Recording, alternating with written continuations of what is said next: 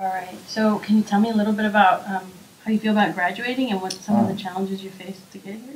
I feel accomplished, I guess. I'm excited to graduate, but it's also like that's just a benchmark. It's not where I'm gonna like settle all of my victories at, because I feel like I've gone through too much to feel like this is just a victory. I feel like it's just a checkpoint where I want to get, and I've been through a lot of struggles, I guess.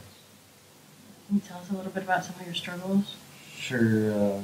Through high school, I guess, I never really had money, transportation needs, or anything, and my parents, well, I've been in and out of hotel rooms and motels since I moved to Texas, which I got here in 5th grade.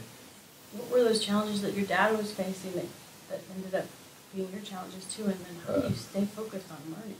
Well, the challenges that he was facing, I guess, was mostly rent was a week-to-week basis.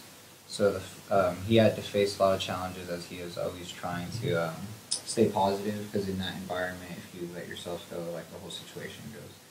And then I've stayed focused on learning because I feel like that's the only aspect of my life I've had like a little bit of control on, because I've had no control on how much money I have on the classes I do, or I have control over that. That's why I always thrive in education, because I feel like that's one thing I can control and one thing I can't. I don't have to feel bad about. It's out of my hands, because I can go home and read, or I can study math, or I can study science and history, and that's why I really picked up on that, and that's what that was my motivation, I guess, because instead of just sitting at home and feeling sorry for myself, I would just sit at home and study, or focus on something else. That way I wouldn't feel like that. So my future, I hope, is more stable, I guess. That's like the best word I want. Just because I want stability, not all this up and down I always have to go through.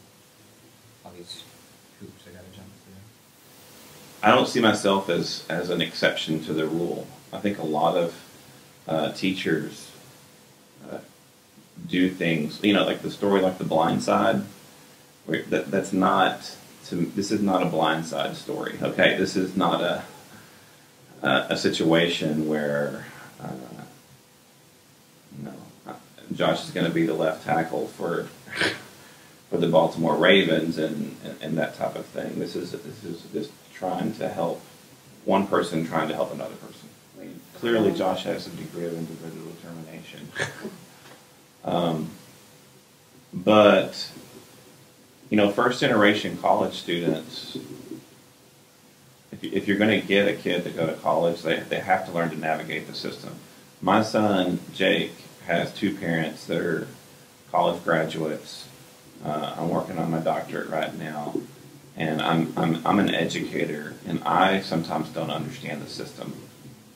And what's happened with Josh's circumstances is that my wife, Donna, she's an English teacher. She's done. I mean, honestly, she should be the one sitting next to him, because she's been the one on the phone making phone calls, trying to get him the assistance that he needs to go to college.